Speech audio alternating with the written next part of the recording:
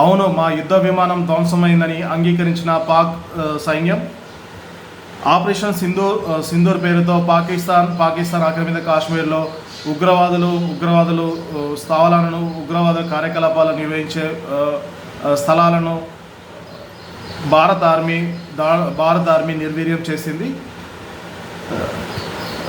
అలా అంతేకాకుండా ఆపరేషన్ సింధూర్ పేరుతో పాకిస్తాన్కి భారీ నష్టం కలిగించామని, ఆ దేశ అత్యాధునిక యుద్ధ విమానాలను నేలకూల్చామని భారత సైన్యం వెల్లడించిన సంగతి తెలిసిందే.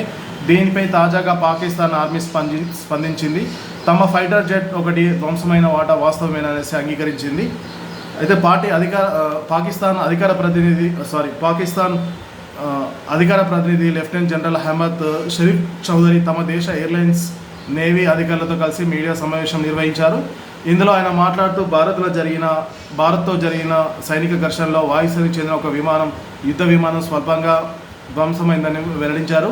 అయితే ఆ నష్టం ఏ స్థాయిలో ఉందనే విషయం ఇప్పుడే పూర్తి వివరాలను ఆయన బయట పెట్టలేమనేసి చెప్పారు.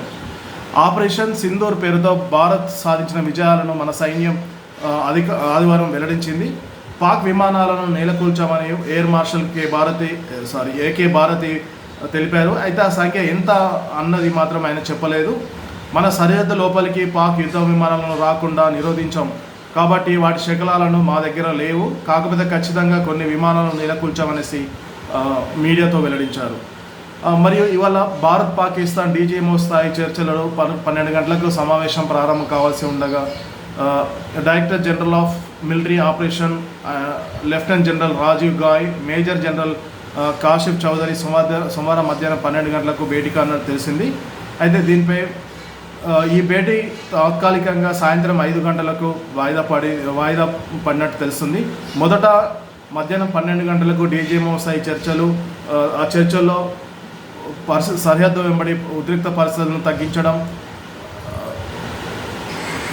కాశ్మీర్ అంశం, అలాగే నదీ జలాల అంశం ఈ చర్చలు జరిగేటట్టు ఈ చర్చ జరుగుతుందనేసి వెల్లడించారు.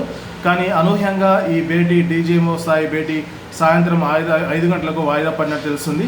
కానీ వాయిదాకు ఈ డీజీఎంఓ స్థాయి హాట్లైన్ చర్చ వాయిదా పడడానికి గల కారణాలు మాత్రం ఇంకా తెలియరాలేదు. అయితే భారత ఎంఈఏ మాత్రం మధ్యాహ్నం 2:30 గంటలకు ప్రెస్ కాన్ఫరెన్స్ నిర్వహించే అవకాశం ఉన్నట్టు కనబడుతుంది.